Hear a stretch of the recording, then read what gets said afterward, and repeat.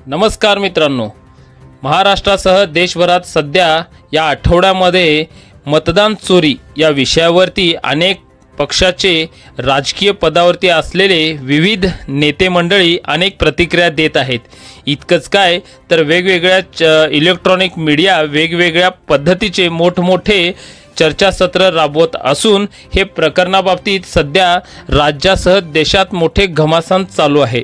पण मित्रांनो, हे नेमकं प्रकरण काय आहे? 1 तास 12 मिनिटाच्या राहुल गांधीने घेतलेल्या पत्रकार परिषदेमाध्यमातून त्यांना नेमकं काय सांगायचं आहे?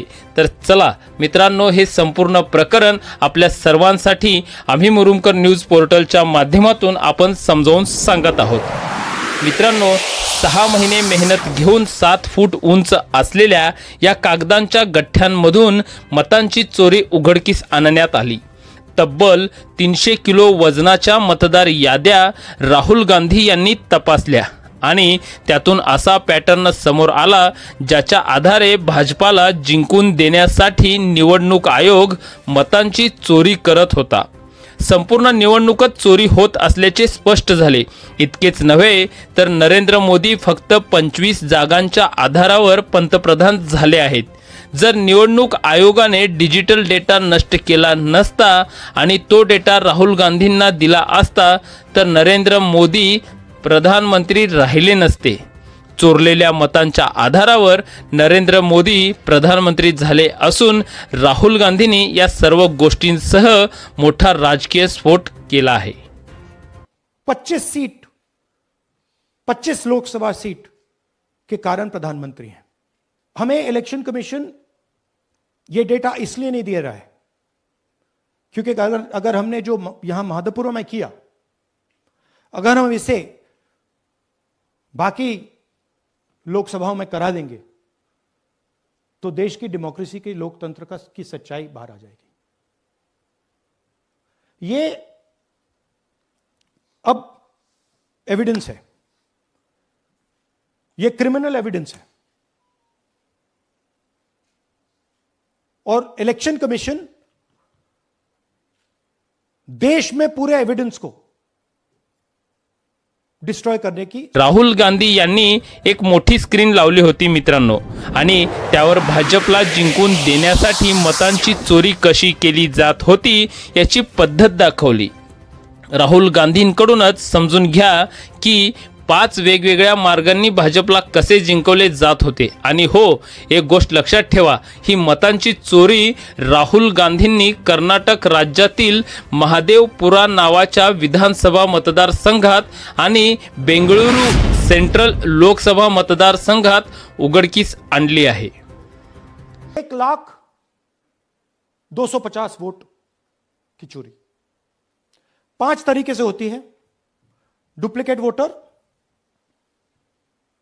fake and invalid addresses, bulk voter in single address, invalid photo, misuse of form 6।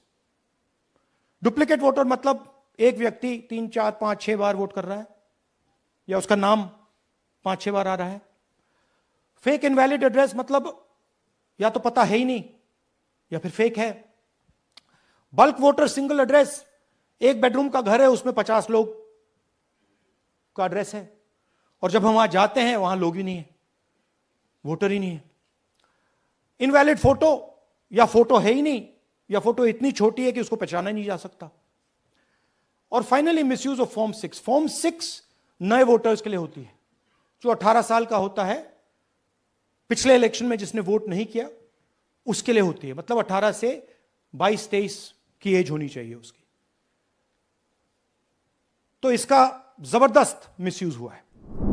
Rahul Gandhi यांनी सांगितले की निवडणूक चोरी करण्यासाठी कर्नाटकमधील महादेवपुरा विधानसभा मतदारसंघात मित्रांनो तब्बल 1,250 बनावट मतदार याद्यांमध्ये घालण्यात आले, ज्यामुळे भाजपाला जिंकवता येईल। विधानसभा मतदारसंघामध्ये विजय पराजयाचा फरक काही हजार मतांचा असतो आणि अशा स्थितीत एका मतदारसंघातच तब्बल 1 लाख बनावट मतदार आढळले। यावर राष्ट्रपतींनी त्वरित लक्ष घालून या मतदारसंघाची निवडणूक रद्द करावी आणि सर्वोच्च न्यायालयानेही स्वतःहून या बाबीची दखल घ्यावी. मित्रांनो, एवढंच नाही, निवडणूक आयोगाच्या मतदार याद्यांमध्ये भाजपला जिंकवण्यासाठी आणखी किती आणि कोणते डावपेच वापरण्यात आले याचा पुढचा उलगडा राहुल गांधी यांनी स्वतः केला आहे आणि तो ऐकून तुमच्या पायाखालची जमीन देखील सरकल्याशिवाय राहणार नाही. राहुल गांधींनी सांगितले की तब्बल 33,000 ज्येष्ठ नागरिकांचे नावे फर्स्ट टाइम वोटर म्हणजेच पहिल्यांदाच ते मतदान करणार आहेत म्हणून मतदार याद्यांमध्ये टाकली गेली. यामध्ये काहींचे वय 98 वर्ष, काही 70 वर्ष, काही 60 वर्ष तर काही 80 वर्ष आहेत. म्हणजे मृत्यूपंथाला लागलेल्या वयात हे लोक पहिल्यांदाच मतदान करणारे म्हणून दाखवले गेले आहेत. हे तर कमाल आहे, अद्भुत आहे आणि अविश्वसनीय देखील आहे. खरं तर फर्स्ट टाइम वोटर म्हणजे 18 वर्षांचा तरुण असतो जो पहिल्यांदा मतदान करण्यासाठी जातो, ज्याचं पहिल्यांदा मतदार ओळखपत्र तयार होतं. पण निवडणूक आयोगाच्या मतदार यादीत फर्स्ट टाइम वोटर म्हणून म्हणजेच पहिल्यांदा मतदान करणारा मतदारकर्ता म्हणून असे लोक दाखवले आहेत जे कबरीच्या उंबरठ्यावर आहेत. यह तो कमाल की बात हो गई भैया. यहाँ पे सबके ये आप देखिए, इनकी एज भी है, 98, 96, 95, 89, 88, 72, 67, 57. यहाँ पे इस पूरे पैक में 18 से 23 का कोई नहीं. तो this is new voter manufacturing. This is new voter manufacturing. ये है नया वोटर. भारतातील लोकशाहीच्या इतिहासात अशी पत्रकार परिषद मित्रांनो पहिल्यांदाच झाली. राहुल गांधी ज्या हॉलमध्ये पत्रकार परिषद घेत होते तिथे अगदी पिन ड्रॉप सायलेन्स होता. अनेक दशकांपासून पत्रकारिता करत असलेल्या पत्रकारांसाठी हा अगदी नवीन अनुभव होता. कुणालाच अपेक्षा नव्हती की निवडणूक आयोगाची चोरी पकडण्यासाठी राहुल गांधींनी इतकं कठोर होमवर्क केलं असेल. गेल्या 6 महिन्यांपासून राहुल गांधी आणि त्यांची संपूर्ण टीम या 7 मीटर उंच कागदांच्या ढिगाऱ्यातून मतदारांची पडताळणी करत होती, मतदारांचे घर शोधत होती आणि सखोल तपासणी करत होती. ने हमें डेटा इस प्रकार दिया है, 7 फुट 200-300 किलो. अब इसमें प्रॉब्लम क्या है कि अगर हम वोटर को निकालना चाहते हैं, मान लीजिए आपका चेहरा है, आपको आइडेंटिफाई करना चाहते हैं, तो आपकी फोटो को हमें सारी की सारी फोटोज के साथ कंपेयर करना पड़ता है. हर फोटो को देख कर ये फोटो ये है, तो आप सोचिए कितना काम है. अगर एड्रेस निकालना है तो आपके एड्रेस को अलग सारे के सारे एड्रेसेस से कंपेयर करना पड़ता है. बहुत भारी काम है. हमारा जो काम हो गया, थोड़ा फोकस हो गया, क्योंकि लोगों ने कहा कि देखिए ये मतलब इसमें ही हमें मतलब 6-7 महीने लगेंगे. इसमें 6 महीना लगा है और हर कागज को हमने आइडेंटिफाई किया है, कैटलॉग किया है, फोटोग्राफ निकाली है, कंपेयर की है. 6 महीने लगे. मित्रांनो, राहुल गांधी यांनी सांगितले की महाराष्ट्रात एक विशेष पॅटर्न दिसून आला. संध्याकाळी 5:30 नंतर निवडणूक आयोगाने जास्त मतदान झाल्याचे दाखवले. राहुल गांधी म्हणाले की प्रत्यक्षात संध्याकाळी 5:30 नंतर जास्त मतदान झालेच नाही आणि जर झाले असेल तर निवडणूक आयोगाने डिजिटल डेटा दाखवावा. पण निवडणूक आयोगाने नियमच बदलले आणि डिजिटल डेटा नष्ट करून टाकला. महाराष्ट्र में पता लगा कि 5 महीनों में 5 साल से ज्यादा वोटर लिस्ट में आए. लोकसभा में हमारा गठबंधन जीतता है, विधानसभा में धज्जियां उड़ जाती, पता भी नहीं लगता हमारा गठबंधन कहां गायब हो गया. 1 करोड़ नए वोटर विधानसभा में वोट करते हैं. लोकसभा में नहीं किया, विधानसभा में किया. इलेक्शन कमीशन कहता है 5:30 बजे बहुत भारी वोटिंग हुई. हमारे पोलिंग बूथ के वर्कर्स कहते हैं 5:30 बजे कोई भारी वोटिंग नहीं हुई थी, कोई लाइनें नहीं थी. तो महाराष्ट्र में पहली बार दिखने को मिला कि कुछ ना कुछ गलत है। मित्रांनो, व्हिडिओमध्ये डिस्क्लेमरही आहे। वर मी ज्या गोष्टी काही तुम्हाला सांगितल्या त्या राहुल गांधी यांचे आरोप आहेत, पण इथे मी अजून एक गोष्ट सांगू इच्छितो। मी निवडणुकांच्या काळात प्रत्यक्ष मैदानावर असतो आणि माझा स्वतःचा अनुभव सांगतो की कोणत्याही राज्यात कोणत्याही मतदारसंघात मतदानाच्या अगोदरच त्या परिसरातील किंवा जिल्ह्यातील हॉटेल फुल होऊ लागतात। हॉटेलमध्ये खोली मिळणं देखील कठीण होतं। कळतं की निवडणुकीसाठी कार्यकर्ते येऊन राहतात, पण हे खरोखरचे कार्यकर्ते असतात की बनावट मत देण्यासाठी आलेले लोक हे मात्र माहीत नाही। मात्र हे प्रत्येक निवडणुकीत घडतं आणि अत्यंत आश्चर्यकारक असा हा प्रकार असतो। राहुल गांधींच्या या पत्रकार परिषदेनंतर कर्नाटक निवडणूक आयोगाने सांगितले की राहुल गांधींनी जे काही म्हटले आहे ते त्यांनी लेखी स्वरूपात आणि शपथपत्रासह आम्हाला द्यावे। जर ते खरे असेल तर आम्ही चौकशी करू आणि जर ते चुकीचे ठरले तर कारवाई करू। यानंतर राहुल गांधी म्हणाले, मी जे सांगतो ते सत्य सांगतोय आणि जब तक वोटर लिस्ट कॉम्प्रोमाइज्ड है तब तक ना ईवीएम से कुछ होगा ना मैन्युअली होगा। इलेक्शन कमीशन अगर नॉन कॉम्प्रोमाइज्ड है और मैन्युअली किया जाए हो सकता है, बट यहां तो अंपायर ही मतलब दूसरी टीम का है। तो आप वोटर लिस्ट लगाइए, आप मैन्युअली कीजिए, ईवीएम कीजिए, उससे कोई फर्क नहीं पड़ेगा। हमने आपको दिखाया 1 लाख फेक वोटर एक असेंबली। निवडणूक आयोगाला प्रत्युत्तर देताना ते म्हणाले, निवडणूक आयोग भाजपाशी संगनमत करून आहे। जेव्हा निवडणूक आयोगच तडजोडीच्या भूमिकेत आहे तेव्हा निवडणूक ईव्हीएम मशीनने हो किंवा मतपत्रिकेने म्हणजेच बॅलेट पेपर हो, याच्याने काहीही फरक पडणार नाही।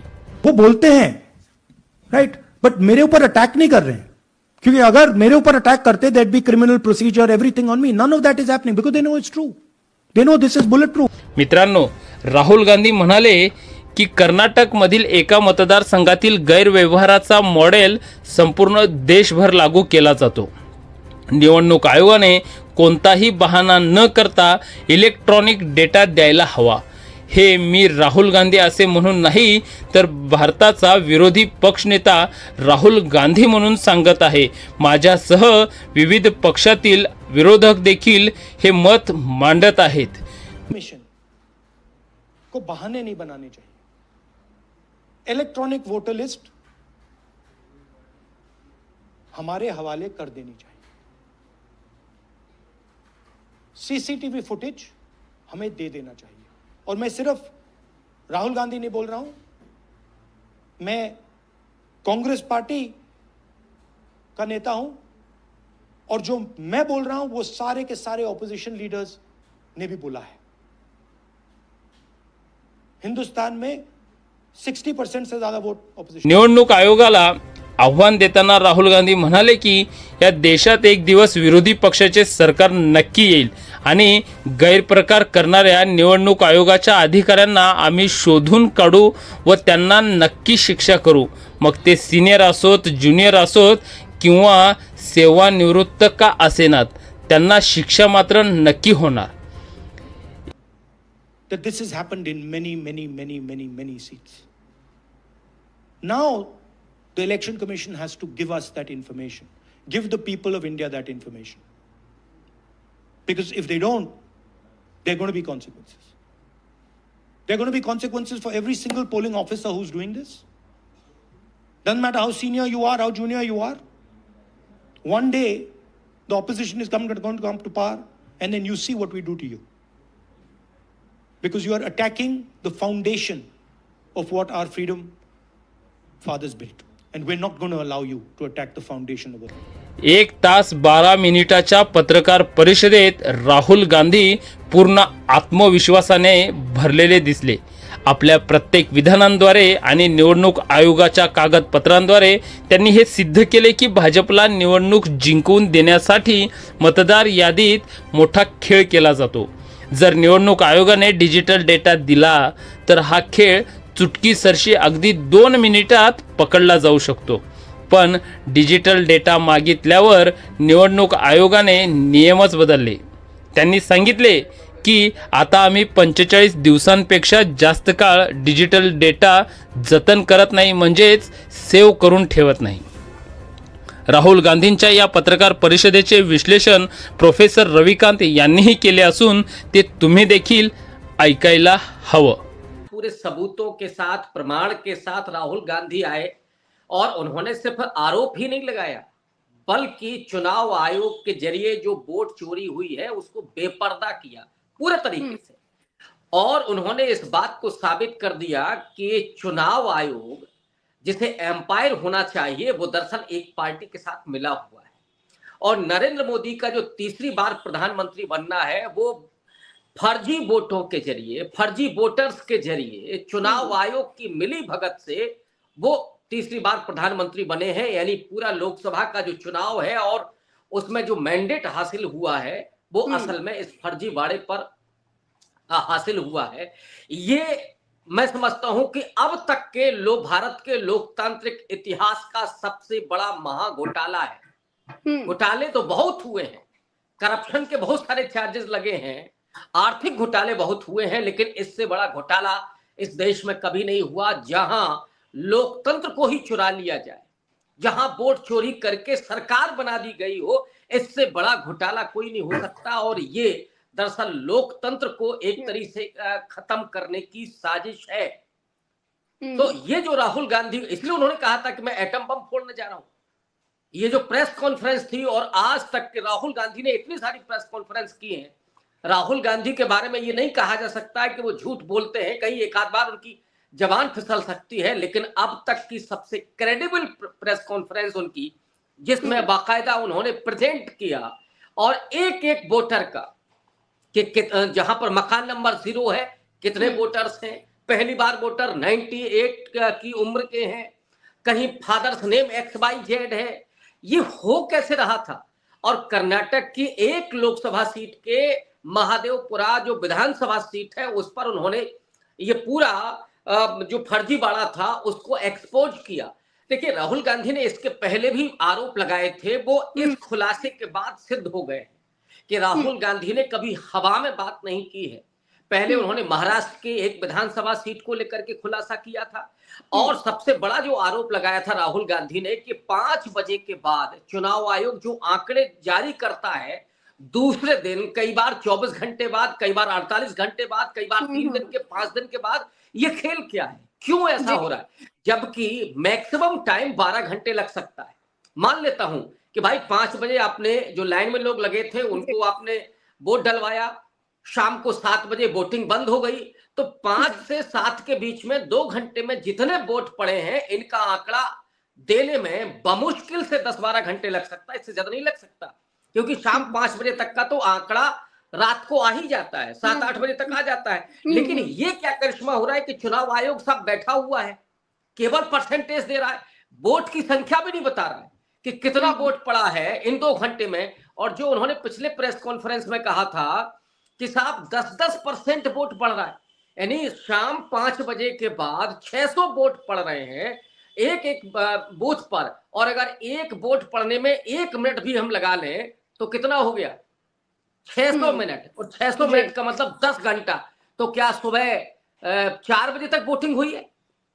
ये बहुत सामान्य सी बात थी. लेकिन आज को राहुल गांधी ने पूरे प्रमाणों के साथ कि कैसे फर्जी वोटर और उनके पते, एक मकान में 80 लोग रह रहे हैं, वो भी सिंगल बेडरूम वाला मकान है, और वहां पर कोई लोग भी नहीं मौजूद मिले.